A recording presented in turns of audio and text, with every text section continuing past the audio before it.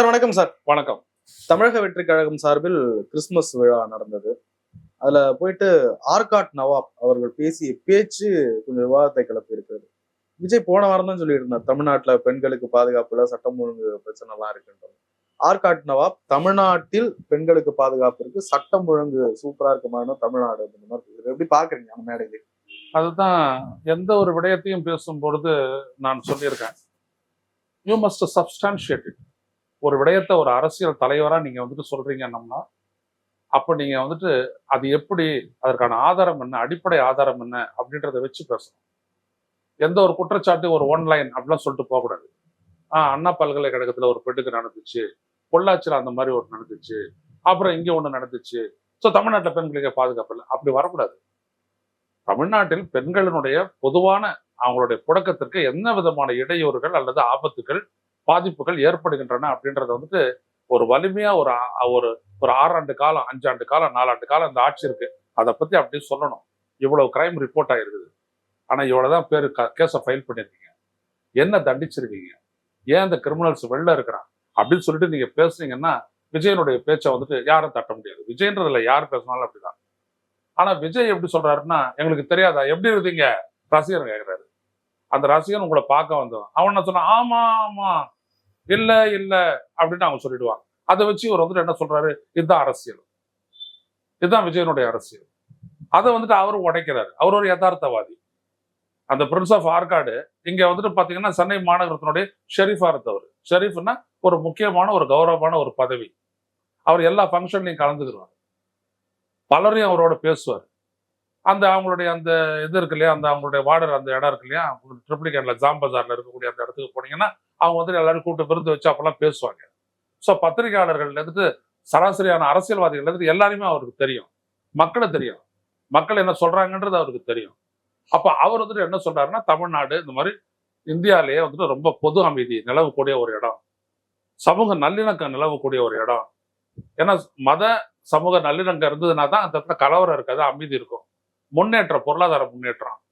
அதெல்லாம் சொல்லிட்டு அவர் சொல்றாரு, இந்த மாதிரி பெண்களுக்கு பாதுகாப்பு இருக்குது, சிறுவர்கள் குழந்தைகளுக்கும் பாதுகாப்பு இருக்குது அப்படின்றத அவர் எடுத்து சொன்னார். கைதட்டுறாங்க அதுக்கு. அவருடைய தாவேகானுடைய தொண்டர்கள் வந்துட்டு அங்க வந்திருந்தவங்க வந்து கைதட்டுறாங்க அதுக்கு, புரியுதுங்களா? சோ அந்த இடத்துல என்ன பண்ணிருக்கோம்னா, விஜய் வந்துட்டு அதுல ஒரு மாற்று கருத்து இருந்தது, இவர் அடிப்படையா நல்லா ஆழமா இருந்து பேசியிருந்தாருன்னா எடுத்து ஐயா அவர்கள் பேசினாரு, அவர் மீது இருக்க மிகுந்த மரியாதை உண்டு, ஆனா அவருடைய ஒரு சொன்ன கருத்துக்கு நான் மறுதளிக்க விரும்புகிறேன் அப்படின்னு சொல்லிட்டு இவர் அந்த ஸ்டாட்டிஸ்டிக்ஸ் எடுத்து சொல்லியிருக்கணும். இந்த மாதிரிலாம் இருந்திருக்கு ஐயா, இப்படி இப்படிலாம் இருக்கு நீங்க சொல்றீங்க, ஆனா இப்படிலாம் இருக்கு, இது என்ன அது அப்படின்னு சொல்லி கேட்டிருக்கணும். ஆனா இல்ல, சரி அந்த ஃபங்க்ஷன்ல எதுவும் சொல்ல வேணாம் அப்படின்னு விஜய் நினைச்சிருக்கலாம். ஆனா மறுநாள் இன்னைக்கு அவங்க வந்துட்டு ஒரு ஆழமான ஒரு அறிக்கை விட்டுருக்கலாம். ஏன்னா நேற்று காத்தால மத்தியானம் முடிஞ்சு போச்சு அந்த ஃபங்க்ஷன். அதுல இருந்து அரை நாள் போறாதா எல்லாத்தையும் தேர்ந்தெடுத்து பதில் சொல்லிருக்கலாம். இல்ல, இது வரைக்கும் எதுவுமே கிடையாது. அப்ப என்ன அர்த்தம் அப்படின்னம்னா, இவர் வந்துட்டு திமுக மேல வந்து ஒரு குற்றச்சாட்டு அரசியல் பண்ணிட்டு இருக்காரு. அந்த குற்றச்சாட்டுக்கு வந்துட்டு அவர் எதை வேணாலும் அள்ளி விடலாம் அப்படின்ட்டு அள்ளி விட்டுருக்கிறாரு. அதனுடைய விளைவு தான் இந்த மாதிரி வந்துட்டு நேற்று அவர் கூப்பிட்ட அந்த ஃபங்க்ஷன்லயே அவர் யதார்த்தமா பேசுறாரு. அவர் ஒன்றும் விஜய் இப்படிலாம் பேசியிருக்கிறாரு அப்படின்றது அவருக்கு தெரியுமா தெரியாதுன்றது எனக்கு தெரியாது. அவர் யதார்த்தமா பேசுறாரு. மக்கள் மத்தியில இருக்கிற நம்ம தமிழ்நாடு, அவர் தமிழ்நாடுன்ற ஒரு ஃபோக்கஸ் அவர் பண்றாரு, அவ்வளவுதான். அவர் ஒன்றும் அரசியல் ரீதியாக பேசுறாரு. விஜய்க்கு அவர் வாழ்த்து சொல்றாரு. அவரு இந்த மாதிரிலாம் நீங்க இருந்தீங்க, சினிமா துறையில இப்படிலாம் இருந்தீங்க, இன்னைக்கு இந்த இடத்துல இருக்கிறீங்க அப்படின்னு சொல்லிட்டு கடைசியில வந்துட்டு உங்களுடைய இது வெற்றி பெறட்டும், நீங்க நல்லா வரணும் அப்படின்னு சொல்லிட்டு தான் வாழ்த்துட்டு அவர் உட்கார்றாரு. பாத்தீங்க அப்படின்னா எந்த விதமான அவர்கிட்ட எந்த விதமான இதுவும் இன்னபிஷன்ஸ் எதுவுமே கிடையாது. சும்மா மாத்தி பேசுற மாதிரி அப்படிலாம் கிடையாது, அப்படியே பேசிட்டு போயிட்டாரு. அதான் விஜய் அவர் பேசுனதை வச்சுக்கிட்டு அதுக்கு பெரிய அளவுல பெரிய அரசியல் கட்சி தலைவர்களுக்கு, முதலமைச்சருக்கு ஏதாவது ரியாக்ட் பண்றாருன்னா ஓகே, இதுக்கும் ரியாக்ட் பண்ணிருக்கணும், அவ்வளவு கவனிக்கப்பட வேண்டியதுவா? ஐயா ரொம்ப முக்கியமானது. நீங்க ஊடகங்களை வச்சுட்டு நீங்க பாக்குறீங்கல்ல, அது எல்லாருமே தானே கேட்டாங்க. நானும் கேட்டேன், நீங்க கேட்டா, எல்லாருமே கேட்டீங்க. ஊடகம் வழியா நீங்க வந்துட்டு அதை ஃபுல்லா லைவ் டெலிகாஸ்ட் பண்ணிடுறீங்க, ஃபீடை கொடுத்துறீங்க, லைவ் டெலிகாஸ்ட் பண்றீங்க. அப்ப நீங்க பதில் சொல்ல வேண்டிய கட்டாயம் ஏற்படுது இல்ல? அதுவும் உங்க கட்சியினுடைய ஃபங்க்ஷன், அவர் வேற ஒரு ஃபங்க்ஷன்ல சொல்லியிருந்தா பரவாயில்ல, உங்க கட்சியினுடைய ஃபங்க்ஷன்லயே வந்துட்டு அதை அவர் சொல்றாரு. இது விஜய்க்கு ஒரு டேமேஜ்னு நினைக்கிறீங்களா? பெரிய டேமேஜ் இல்லைங்க, பெரிய அளவுக்கு இது வந்துட்டு அப்படியே ஸ்வீப்பிங். அவர் அப்படியே சும்மா காலி பண்றாரு, காலிச்சு அவ்வளவு. ஆமா, தட் இஸ் த அதான் ஸ்ட்ரெங்த் ஆஃப் தி ஃபேக்ட். அதுதான் நீங்க உங்களுக்கு மட்டும் புரிஞ்சுக்கணும். உண்மை அப்படின்ற ஒரு இடத்துல நீங்க நிக்காம அரசியல் இவர் எம்ஜிஆரோட தன்னை ஒப்பிட்டுக்கிறதுனால எம்ஜிஆர் பத்தி சொல்ற. எம்ஜிஆர் எப்பாவது மக்களை ஏமாத்துறதா நீங்க ஒரு இடம் சொல்லுங்க பார்ப்போம். இந்த மாதிரி பேசுறாரு எம்ஜிஆர், மக்களுக்கு இதை தரேன்னு சொன்னாரு, ஏமாத்து அப்படி சொல்லுங்க நீங்க பார்ப்போம். ஐயா எம்ஜிஆர் இன்னைக்கு நான் சொல்ல வரேன், இந்த தமிழ்நாட்டு மக்களை முதலாளிகளா நினைச்சாரு. தெரியுமா உங்களுக்கு? உச்சி மேல வச்சு கொண்டாடினாரு. ஒன்று செஞ்சா அவங்களுக்கு செய்யணும், நல்லது செய்யணும், இல்லாட்டி சொல்லக்கூடாது. அவ்வளவு கோவம் வரும் அவருக்கு, தப்பா சொல்லாத அப்படின்னு அவரு. குற்றச்சாட்டு அரசியல் அவரும் பண்ணுவார், எதிர்கட்சிகள் மேல, திமுக மேல, கலைஞர் மேல பண்ணுவார். ஆனால் மக்கள் மத்தியில வரும்போது அந்த மக்கள் தொடர்பான விடயங்களை அப்படிதான் அவர் பேசுவார். என் வீட்டுக்கு வந்தவங்க சாப்பிட்ற மாதிரி இந்த தமிழ்நாட்டில் இருக்கிற எல்லாருமே வந்துட்டு பசியற்று இருக்கணும்னு அப்படின்னு நினைச்சாரு. காமராஜர் நோக்கு படிக்க வரணுன்றதுக்காக மதிய சத்துணவு திட்டம், மதிய உணவு திட்டம். எம்ஜிஆருடைய நோக்கு சத்துணவு திட்டம். கலைஞருடைய திட்டம் இன்னும் விரிவுபடுத்தப்பட்டது, கோடி முட்டை அப்படின்ற அளவுக்கு அது போச்சு. ஸோ இதுல எல்லாத்துலயுமே பாத்தீங்கன்னா அந்த மக்களை பற்றிய உணர்வை வந்துட்டு அவர் எம்ஜிஆர் வெளிப்படுத்தினவர். இவங்க சாதாரணமா எம்ஜிஆர் மாதிரி எல்லாம் இவங்க வந்து பிலிம் காட்டிட்டு இருக்கிறாங்க. இட் இஸ் நாட் த வே. என்னைக்குமே செஞ்சது இல்லை. ஏன் டேக் ஃபார் எக்ஸாம்பிள் நடிக்கிறதுல இருக்காங்க சிவாஜி கணேசன், அப்படிலாம் பேச மாட்டார் அவரு. ஒரு முறை நாங்க போராட்டம் நடத்துறோம், நான் இருந்து அவரோட ஜனதாதள் கட்சியில ஒரு முறை போராட்டம் நடத்தும் போது அந்த பார்லாம் ஏன் வச்சிருக்கிறீங்க அப்படின்னு சொல்லிட்டு போராட்டம் நடத்தும் போது அவர் கேட்டார், ஐசோஸ்ல நடந்த அந்த பொதுக்கூட்டத்துல கேட்டார் ஒரு பெரிய பேரணிக்கு அப்புறம், இதெல்லாம் அவசியமா? குடிக்கவே கூடாதுன்றோம், நீங்க குடிக்கிறதுக்கு வசதி பண்ணி கொடுத்தான்னா அவன் நிறைய குடிப்பான், இதனால கெட போறது யாரு? ஏழை எளிய மக்களுடைய குடும்பமும் பொருளாதாரமும் வாழ்க்கையும் தானே, இதுக்கு நம்ம உதவணுமா? முதலமைச்சர் சிந்திக்க வேணும் அப்படின்னு சொன்னாரு. எப்படி பேசுறாரு பாருங்க சிவாஜி. அவருக்கு பின்னாடி விபி சிங் இருக்கிறாரு, பெரிய தலைவர். அப்படி இருந்து அவர் இப்படி பேசுறாரு. ஏன் அப்படி அவங்க பேசுறாங்க? நமக்கு இருக்கக்கூடிய ஸ்டாண்டிங் வந்துட்டு சினிமால இருந்து நம்ம வந்தவங்க அப்படின்றது, அதனால நம்ம சரியா பேசணும் அப்படின்ற ஒரு உணர்வு அவருக்கு இருந்துச்சு. இவருக்கு அதெல்லாம் கிடையவே கிடையாது. நான் அடிச்சு விடுவேன் பாத்துடலாம் அப்படின்ற மாதிரிதான். உங்களுக்கு புரிஞ்சுதா? போதும் அப்படின்றாரு. களத்துல இல்லாதவன் பாஜகன்றாரு. ஈரோடு களத்துல இல்ல, களத்துல சம்பந்தப்படாதவங்க அப்படின்றாரு பாஜக. பெரிய ஃபோர்ஸ் இல்ல. ஏங்க ஃபோர்ஸ் ஏங்க நீங்க என்ன சொல்றீங்க? அப்ப புதுச்சேரியில போய் எந்த இந்திய ஒன்றிய அரசு தமிழ்நாட்டை வஞ்சிக்கிறதோ அதே இந்திய ஒன்றிய அரசு தான் புதுவையை வஞ்சிக்கிறதுன்னு நீங்க சொன்னீங்க, ஆரம்பிச்சீங்களா இல்லையா பேச்சுவார்த்தை? களத்துல இல்லாதவன் அதிகாரத்துல இருக்கிறான்ல, இங்க 4 எம்எல்ஏ சீட் இருக்கிறாங்கன்னா உங்களுக்கு ஒருத்தரும் இல்லைல்ல. நீங்க ஒரு ஃபோர்ஸ் இல்லையா? இப்ப நீங்க எஸ்ஐஆர் நடக்குது, இவ்வளவு பேர் 97 லட்சம் பேரை காலி பண்ணி விட்டால, அதெல்லாம் யாரு? களத்துல இல்லாதவன் செஞ்சது தானே அது, சம்மந்தப்படாதவன் செஞ்சது தானே அது. உணர்வே இல்லாத பேச பாச, அவங்க தேவையில்லை பாச, இவரோட தான் எனக்கு அப்படின்னு சொன்னா தமிழ்நாட்டு மக்கள் ஒத்துக்குருவாங்களா? அது நீங்க ஒத்துக்குவீங்களா? நீங்களும் ஒரு பத்திரிகையாளர், நானும் ஒரு பத்திரிகையாளர், ஒத்துக்குவீங்களா பாஜக இங்க இல்லைன்ட்டு? பாஜக நெகோசியேட் பண்றான். இப்ப அடுத்த கேள்வி என்னது உங்களுக்கு இந்த செக்மெண்ட்ல அதை பத்தி கேட்க போறீங்க? கடத்துல இல்லாதவனா நீங்க சொல்லிட்டீங்கன்னா கடத்துல அவன் இல்லாதவனா ஆயிடுவானா? என்ன பேசுறீங்க நீங்க? சோ அவர் பேசுறது வந்துட்டு அபத்தம்னு சொல்லிட்டு போயிடலாம், ஆனா தேவையில்லை. ஆனா விஜய் பேசக்கூடிய பேச்சு வந்துட்டு மக்கள் கிட்ட சென்றடையுமானா அடையாது. நிராகரிச்சுவாங்க மக்கள். இல்ல அவர் பேசுறதா இன்னைக்கு ட்ரெண்டிங்கா இருக்கு. அவர் பேசுறது ட்ரெண்டிங் எது வேணாலும் ஆகும்யா, ட்ரெண்டிங் எது வேணாலும் ஆகும். சமதா ஹைதராபாத்தில் அவரை ரசிகர்கள் இந்த மாதிரி பண்ணிவிட்டாங்க அப்படின்னு சொல்றது ட்ரெண்டிங்கா தான் இருக்குது. Trending is not the facts. Trending இன்னைக்கு இருக்கும், நாளைக்கு இல்லாத போயிடும். ட்ரெண்டிங்ல இருக்கிறவன் தான் தலைவன். மக்களுடைய சிந்தனையில் இன்னைக்கு நிலைக்கிறவன் தான் தலைவன். அண்ணாவையும் பெரியாரையும் பெருந்தலைவர் காமராசரையும் அண்ணல் அம்பேத்கரையும் நம்ம போட்டிருக்கிறோம் அப்படின்னோம்னா அதுக்கு காரணம் வந்துட்டு ட்ரெண்டிங்ல இருந்தவங்க கிடையாது. அவங்கெல்லாம் வந்துட்டு அவங்க வாழ்க்கையில அவங்க செய்த சாதனைகள்னால நம்ம சிந்தனையில இடம்பெற்றவர்கள். அதனாலதான் பேசுறோம். புரியுதுங்களா? அது ஒரு நாள் ஜோக், அது ட்ரெண்டிங் அப்படின்றது. விஜயனுடைய படம் அந்த ஆடியோ ரெக்கார்டிங், ஆடியோ ரிலீஸ் 3 கோடி பேர் பார்த்தனா ஓட்டு, அது வேற, இது வேற. Trending is not to go by. செல்வாக்கினுடைய ஒரு அத்தாட்சி கிடையாது. இந்த கிறிஸ்துமஸ் விழாவில் விஜயனுடைய பேச்சு எப்படி பாக்குறீங்க சார்? இல்ல அதுனா நார்மலா இருந்துச்சு. ஒரு இணக்கப்பாட்டம். அதாவதுங்க விஜய் வந்துட்டு இந்த திமுக எதிர்ப்பை வந்துட்டு ஒரு நடிப்பா தான் அவர் பண்ணிட்டு இருக்காரு, ஒழிய உண்மை கிடையாது. அவரு இப்போ இதுக்கு முன்னாடி இருக்கிற கூட்டத்தை சொல்றாரு, ஒரு கூட்டத்துல எனக்கு என்ன திமுகவோட வாய்க்கால் வரப்பு தகராறான்னு, எனக்கு அவங்களுக்கு என்ன பிரச்சனை, ஒண்ணும் கிடையாது அப்படின்றாரு.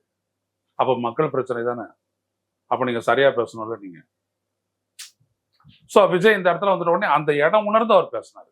ம். அதே மாதிரி அவரு ஆற்காடு இளவரசரும் அப்படிதான் பேசினாரு. நம்முடைய தமிழ்நாடு நம்ம எப்படி இருக்கிறோம் அப்படின்றத வந்துட்டு அவர் சொல்லிட்டு போறாரு, அவ்வளவுதான். ஆனா அதுக்கு முன்னாடி வந்துட்டு அவர் விஜய் தான் வாழ்த்தி பேசுறாரு. அவர் வந்ததை அவர் வரவேற்று பேசுறாரு. புரியுதுங்களா? அதான் ரொம்ப முக்கியம். ஸோ அந்த பார்ட்டியும் வந்துட்டு சேர்த்து தான் வெளியிட்டாங்க ஊடகங்கள்ல.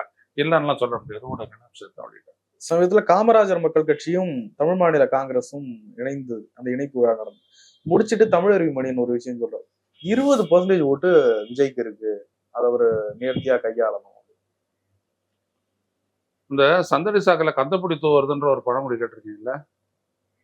அதான் தமிழறிவு மணியன். எனக்கு அவர் மேல வந்துட்டு எனக்கு அன்பான ஒரு அண்ணன்.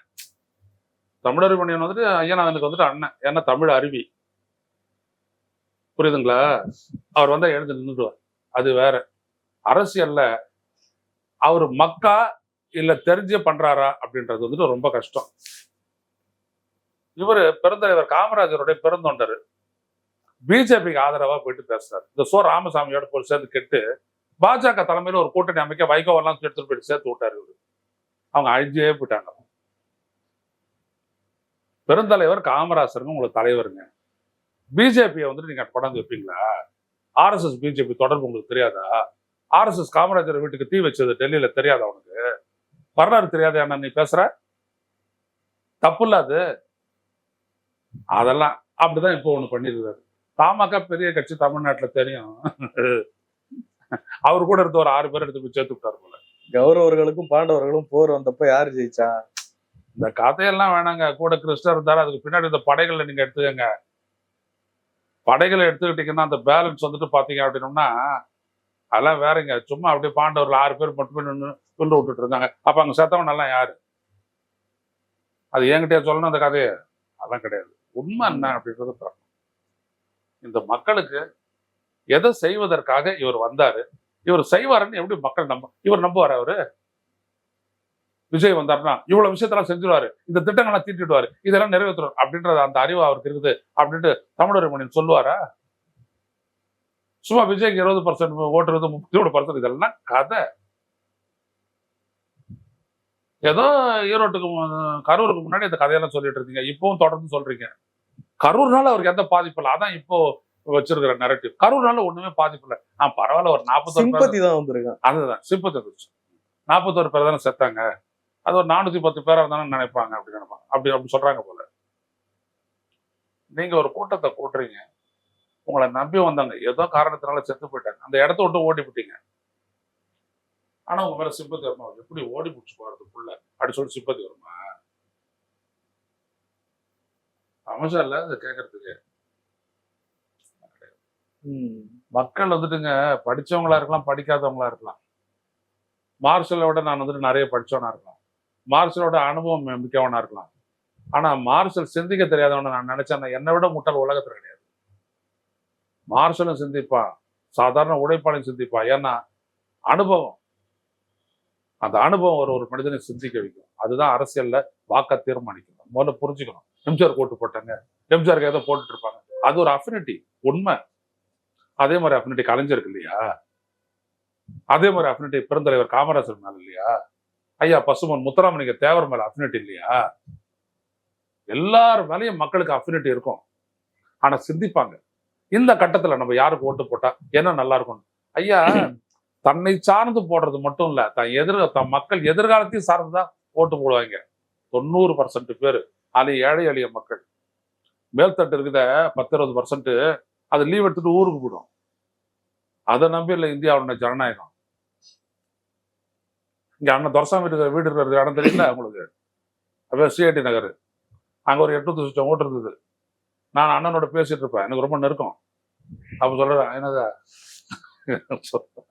ஒருத்தர் காத்தால இருந்து 12 மணி வரைக்கும் 10 ஓட்டு கூட போல என்னதான். அதுக்கப்புறம் நாங்களும் அவர் அதிமுக இல்ல, நாங்களும் திமுக சேர்ந்து ஆளுக்கு பேர் பாதி ஓட்டை போட்டு ஒரு 400-500 ஓட்டு கிட்ட வந்து போடுவோம். இல்லாட்டி அங்க ஓட்டே விடாது. என்னண்ணா ஏன் நான் போடுவேன்? அவனுக்கு ஊருக்கு போடுவாருங்க. என்னதா ரோட்லயே ஆள் இருக்க மாட்டான், வீட்லயே ஆள் இருக்க மாட்டான். நாங்க தான் நான் ஒண்ணு போட்டேன் போடு அப்படின்னு சொல்லி போட்டு ஒரு 500-600-400-500 ஓட்டு நாங்க போட்டு விடுவோம். இல்லாட்டி கிடையாது, நீ என்ன பேசுறிய அப்படின்னு வர்றாரு. இதுதான் அப்ப இந்த ஜனநாயகத்தை காப்பாற்றுறது அடித்தட்டு மக்கள் தான். அண்ணா நகர், திடீர்நகர், கோதாவரி, ஆத்திச்சேரி, சத்யா நகர், டக்கு டக்கு டக்குன்னு போய் பாருங்க, ஓடி வரும் ஜனங்க. அதனாலதான் வச்சாரு கலைஞர் குடிசை மாற்று வாரிய குடியிருப்புனாரு, கை ரிக்ஷா ஒழிப்புன்னாரு, ஏழைகளுக்கு இலவச கண் பார்வை கொடுக்குற கண்ணாடி அப்படின்னாரு,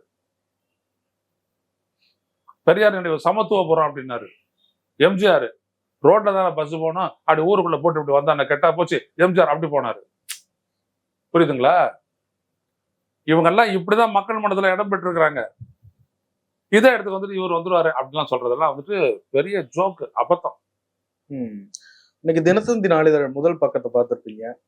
காங்கிரஸ் மேலிட பொறுப்பாளர், தேர்தல் பொறுப்பாளர், தமிழ்நாடு தேர்தல் பொறுப்பாளர் சொல்லியிருக்காரு, ஆட்சியில் பங்கு வேண்டும், அப்பதான் நாங்க கொடுக்குற வாக்குறுதிகள் நிறைவேற்ற முடியும்.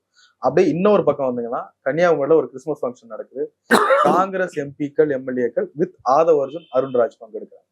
எப்படி இணைச்சு பாக்குறீங்க? இல்ல, அதாவது இந்த நண்டு கொடுத்தா வலையில தங்காதுன்ற ஒரு பழமொழி ஒண்ணு உண்டு. அதனுடைய சேஃப் வலைதான். ஏன்னா மேல இருந்து படுத்திருக்கிற பருந்து வந்துட்டு கவிக்கிட்டு போச்சு அப்படின்னோம்னா அதோட நண்டுனுடைய லைஃப் முடிஞ்சு போச்சு. இந்த நண்டு கொடுத்தா வலையில தங்காதுன்னு வெள்ளை வரும், ரொம்ப தூரம் வரும், விளையாடும். நீங்க பார்த்துட்டு கடற்கரையில் விளையாடும். அப்படி வாங்கும்போது அவர் சிக்குவாரு, தூக்கிட்டு போடுவாங்க. காங்கிரஸ்ல வந்துட்டு எப்போ பார்த்தாலும் ஒரு 2-3 தேர்தலில் வந்துட்டு ஒரு தேர்தலில் அடிபட்டாங்கன்னா ஒரு 2-3 தேர்தலுக்கு அவங்க சும்மா இருப்பாங்க. அப்புறம் ஒரு தேர்தலில் யாராவது கூட்டணி வச்சு ஜெயிச்சுட்ட உடனே என்ன பண்ணுவாங்கன்னா, எங்களுடைய ஸ்ட்ரென்த்னால தான் நீயே ஜெயிச்சிருவாங்க. அந்த கூட்டணி இல்லைன்னா இவங்க டெபாசிட்டே வாங்க மாட்டாங்க. இது எல்லா காங்கிரஸ்காரனுக்கும் தெரியும். ஆனா ஒரு செக்மெண்ட் என்ன பண்ணணும்னா, எப்போதுமே நம்மளால தான் நீங்க, எங்களால தான் நீங்க.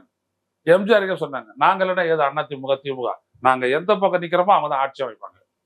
நீங்க நிக்கிறது எதுக்கு? நீங்க தனியாவே நின்றுங்களா, ஆட்சி அமைக்கிறீங்களான்னு பார்க்கலாம் அப்படின்ட்டு இவங்க 2 பேருமே சொன்னதில்லை. கலைஞரும் சொன்னதில்லை, எம்ஜிஆரும் சொன்னதில்லை. ஜெயலலிதா வந்துச்சு, தூக்கி வெண்டு போட்டுச்சு. என்னாச்சு? ஒரு பார்லிமெண்ட் தொகுதி 30,000 to 40,000 ஓட்டு தான் இங்க வாங்கினாங்களே. ஜோதிமணி நிறைய பேசுறாங்கல்ல, எங்களுக்கு பலம் இருக்குது, ஸ்ட்ரென்த் இருக்குதுன்ட்டு. கரூர்ல எவ்வளவு வாங்கினாங்க தனிச்சு நின்று? போயிட்டு அப்புறமா நீங்க வந்துட்டு கூகுள்ல போட்டு பாருங்க, கரூர்ல ஜோதிமணி போட்டு எவ்வளவு ஓட்டு வாங்கினாங்கன்னு அப்ப தெரியும். என்ன வந்துட்டு தேர்தல் கடத்த தள்ளி விட்டாங்க அப்படின்றது. ஏன் அவ்வளவு வீக்கு? ஒண்ணு திமுக இல்லாட்டி அதிமுக இல்லாட்டி உங்களுக்கு பலன்றதே ஒண்ணும் கிடையாது. தமிழ்நாட்டுல காங்கிரஸ் வந்துட்டு கவுண்டமணி மொழியில சொல்ல போனோம்னா அது ஒரு எத்து போன கட்சி. தப்பால நான் சொல்லல, அதுக்கு ஒன்றும் அடிப்படை இல்லை. ஓப்பனா இருந்தாரு, ஒரு தலைவரா இருந்தாரு, அவர் இருந்த வரைக்கும் அவர் ஓட்டிட்டு போனாரு, அது நல்லா இருந்தது. வந்தாங்க ஜெயலலிதா கூட அவருடைய வீட்டுல வந்து பார்த்தாங்க, 2001 தேர்தலில் இருந்தாங்க, வெற்றி பெற்றாங்க, ஆட்சி அமைச்சாங்க. ஸ்ட்ரென்த் தான். ஆனா அதுக்கப்புறம் ஓப்பனாருக்கு பின் நில் ஒண்ணும் கிடையாது. நீங்க உங்களுடைய கட்சி, அந்த காங்கிரஸ் கட்சி, அவர் காங்கிரஸ்காரர் அப்படி சொல்லக்கூடிய அளவுக்கு உங்களுக்கு தெரியுமா அவங்க தெருவில் யாராவது இருக்காங்கன்ட்டு? அப்புறம் ஏன் இவங்க பேசுறாங்களே விருது, கன்னியாகுமரியில் அவங்க ஸ்ட்ரென்த், ஆமா, பிஜேபிக்கு அங்க ஸ்ட்ரென்த், ஓகே, அது ஒத்துக்கலாம், இல்லைன்னு சொல்ல வரல. ஆனா தமிழ்நாடு முழுவதும் நீங்க எடுத்துங்க, 234 தொகுதி இருக்குது, ஒரு தொகுதி எவ்வளவு ஓட்டு வாங்குவீங்க நீங்க? ஆனா நீங்க வந்துட்டு கூட்டணி ஆட்சி வேணும் அப்படிலாம். கூட்டணி ஆட்சின்றத ஒரு பிரின்சிபலா கேளுங்க. இப்ப திருமாவளவன் சொல்றாருன்னா ஆன் பிரின்சிபல், 3வது பெரிய கட்சி திருமாவளவன், அவங்க கேட்கலாம். பாட்டாளி மக்கள் கட்சி கேட்கலாம். நீங்க எப்படி கேட்பீங்க கூட்டணியில பங்கு அப்படின்னு? தப்பு இல்ல அது.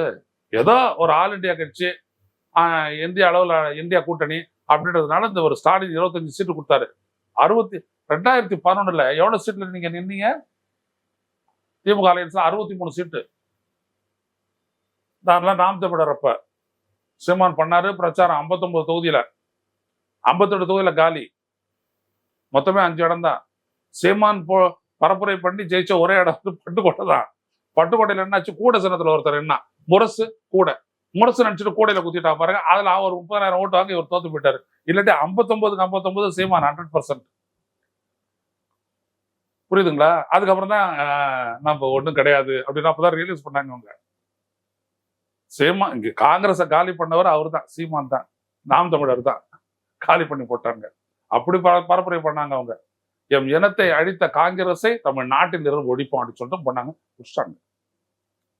அதுல தமிழ் தேசியவாதிகளும் பரப்புரை பண்ணோம், நாங்கெல்லாம் பண்ணோம், இல்லைன்னு சொல்ல வரல.